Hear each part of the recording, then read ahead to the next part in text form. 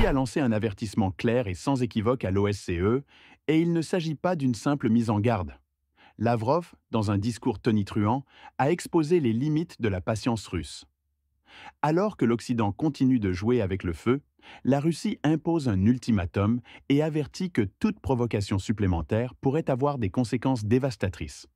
Cette déclaration marque-t-elle un tournant dans les relations internationales? Quelles seront les répercussions pour l'OSCE et l'Occident tout entier? Restez avec nous pour comprendre les enjeux de ce défi lancé par la Russie. Mesdames et messieurs, nous avons eu un échange concret avec le ministre des Affaires étrangères, M. Ferdinand Hadis-Enerlioglu. Nous connaissons depuis longtemps notre collègue turc en tant que diplomate expérimenté, ayant exercé des fonctions telles que représentant permanent de la Turquie à l'ONU, coordonnateur spécial de l'ONU sur l'Afghanistan, ainsi que divers postes au sein du ministère des Affaires étrangères de la République turque. Nous avons discuté de la situation au sein de l'Organisation pour la sécurité et la coopération en Europe, OSCE. Il faut noter que, ces dernières années, les dirigeants de cette organisation ont trouvé divers prétextes pour éviter de se rendre à Moscou. La dernière visite de la secrétaire générale de l'OSCE, Madame Schmidt, ressortissante de la République fédérale d'Allemagne, remonte à juin 2021. Ensuite, en février 2022, le ministre des Affaires étrangères de la Pologne, alors président en exercice de l'OSCE, est venu, mais depuis cette date, aucun contact de haut niveau n'a eu lieu. C'est pourquoi nous saluons la décision actuelle de la secrétaire générale de l'OSCE, qui a reconnu l'importance du dialogue entre tous les membres de l'organisation. Cependant, il est préoccupant de constater qu'au fil des années, certains pays occidentaux ont systématiquement refusé d'engager un dialogue avec nous, une attitude qui s'est étendue aux institutions internationales comme l'OSCE. Ce refus de communication a progressivement miné les principes fondamentaux de l'organisation. Il est évident que certaines puissances ont cherché à instrumentaliser l'OSCE en la transformant en un outil de pression contre la Russie. Cela a conduit à une crise institutionnelle profonde. Lors de la réunion ministérielle de l'OSCE en décembre dernier à Malte, nous avons exposé nos positions sur cette situation. Historiquement, il y a 50 ans, avant même que l'OSCE ne devienne une organisation à part entière, elle représentait une plateforme unique de dialogue entre l'Ouest et l'Est, même dans le contexte de la guerre froide. Ce mécanisme de communication a permis des échanges sur des sujets politiques, militaires, humanitaires et économiques, même dans des périodes de tensions extrêmes, comme lors des bombardements de la Yougoslavie par l'OTAN en 1999. Aujourd'hui, nous considérons la visite du secrétaire général comme un signe symbolique d'un possible retour aux principes originels de l'OSCE. Le chemin sera long, mais nous soutiendrons toutes les initiatives visant à restaurer l'esprit de coopération. Nous avons également abordé les défis auxquels l'OSCE est confrontée dans un contexte géopolitique en mutation. Il devient évident qu'il faut repenser l'architecture de sécurité européenne en intégrant une dimension eurasienne, qui correspond davantage aux réalités géographiques et stratégiques de notre continent. Nous insistons sur la nécessité de rétablir le principe d'indivisibilité de la sécurité, comme affirmé lors du sommet de l'OSCE à Istanbul en 1999 et réaffirmé en 2010 à Astana. Nous apprécions le fait que le secrétaire général partage cette vision et s'efforce d'empêcher que l'OSCE ne soit utilisée par certains États occidentaux à des fins purement politiques. Il est inacceptable que l'OSCE soit détournée pour soutenir militairement et politiquement le régime de Kiev, tout en ignorant les violations flagrantes des droits de l'homme commises en Ukraine, notamment à l'égard des minorités russes, hongroises, bulgares et polonaises. Nous avons évoqué les moyens de parvenir à une résolution du conflit en Ukraine. Notre position est claire, le président Poutine a, à plusieurs reprises, exprimé sa disponibilité pour des négociations, mais sur des bases réalistes et solides.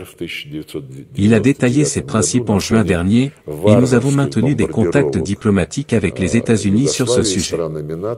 Le dialogue doit rester ouvert, même entre nations ayant des désaccords profonds.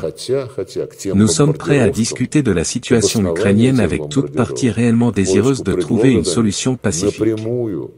Enfin, nous avons échangé sur les trois piliers fondamentaux de l'OSCE, la sécurité, l'économie et les enjeux humanitaires. Malheureusement, ces aspects ont été largement négligés ces dernières années, au profit d'une instrumentalisation politique de l'organisation. Nous espérons que l'expérience de M. Semerliaglu contribuera à restaurer la vocation initiale de l'OSCE et à réduire les tensions inutiles. Ce ne sera pas facile, mais il est essentiel de rétablir un cadre de coopération fondé sur des principes de respect mutuel et d'intérêt commun. Intervention du secrétaire général de l'OSCE. Je suis ici pour réaffirmer l'engagement de l'OSCE en faveur du dialogue et de la sécurité en Europe.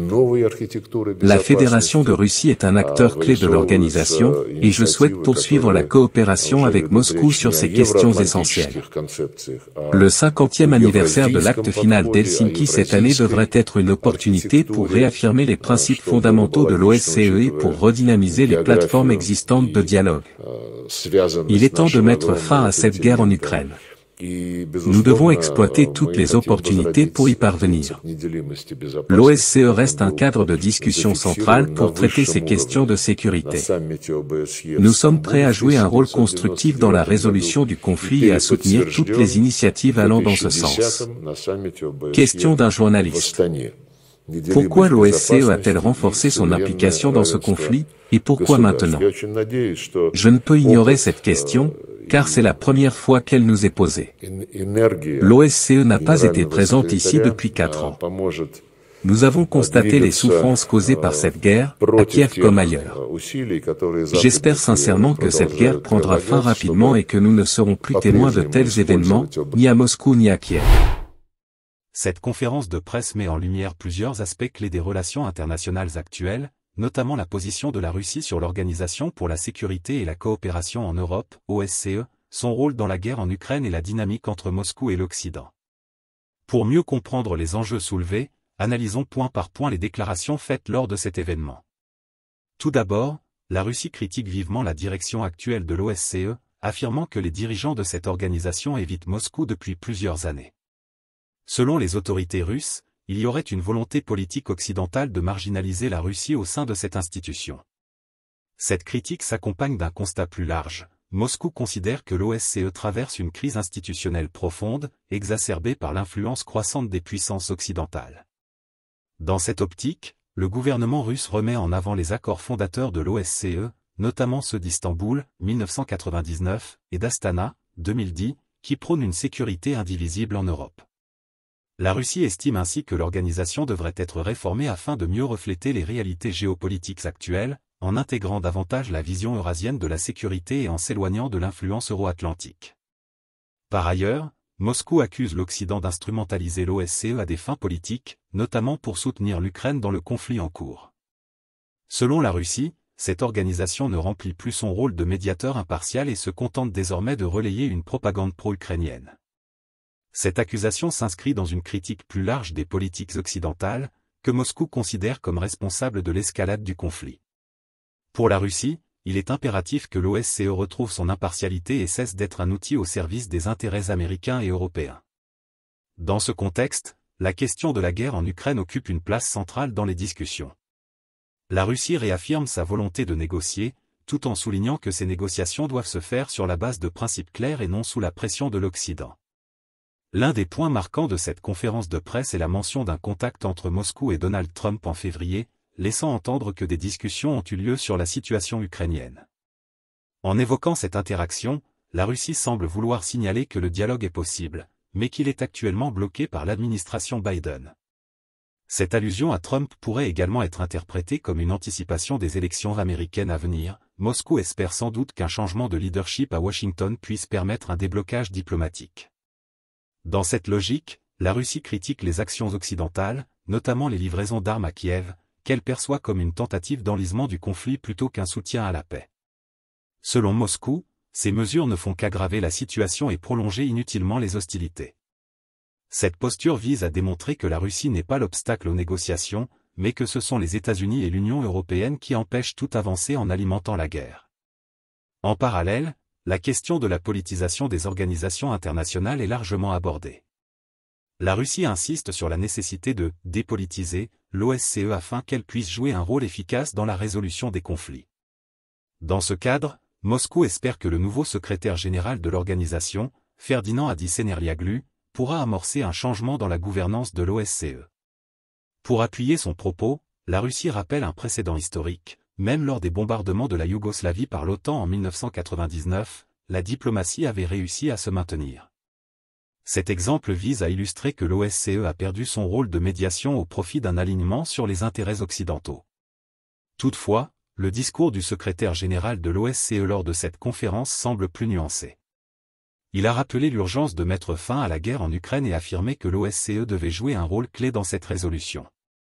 Tout en reconnaissant l'importance de la Russie dans l'équilibre sécuritaire européen, il n'a cependant pas remis en question les critiques occidentales à l'égard de l'intervention russe en Ukraine. Cette posture prudente traduit une volonté de maintenir un dialogue avec Moscou tout en évitant d'offenser les puissances occidentales. Dans l'ensemble, cette conférence de presse révèle une stratégie bien définie de la part de la Russie. D'une part, elle cherche à repositionner l'OSCE comme une organisation plus équilibrée et moins influencée par l'Occident. D'autre part, elle tente de démontrer que l'Occident est le véritable obstacle à la paix en Ukraine, en espérant rallier à sa cause des pays non alignés. La mention d'un contact avec Donald Trump s'inscrit également dans cette logique, elle laisse entendre que Moscou mise sur un éventuel retour de Trump au pouvoir pour redéfinir les rapports de force dans le conflit ukrainien. Au final, l'évolution de l'OSCE et de la situation en Ukraine dépendra largement des rapports de force entre les grandes puissances.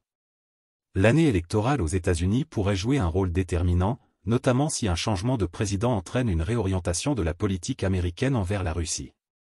Dans cette perspective, il sera intéressant d'observer comment l'OSCE tentera de naviguer entre ces influences contradictoires et si elle parviendra à retrouver une crédibilité en tant qu'organe de médiation internationale.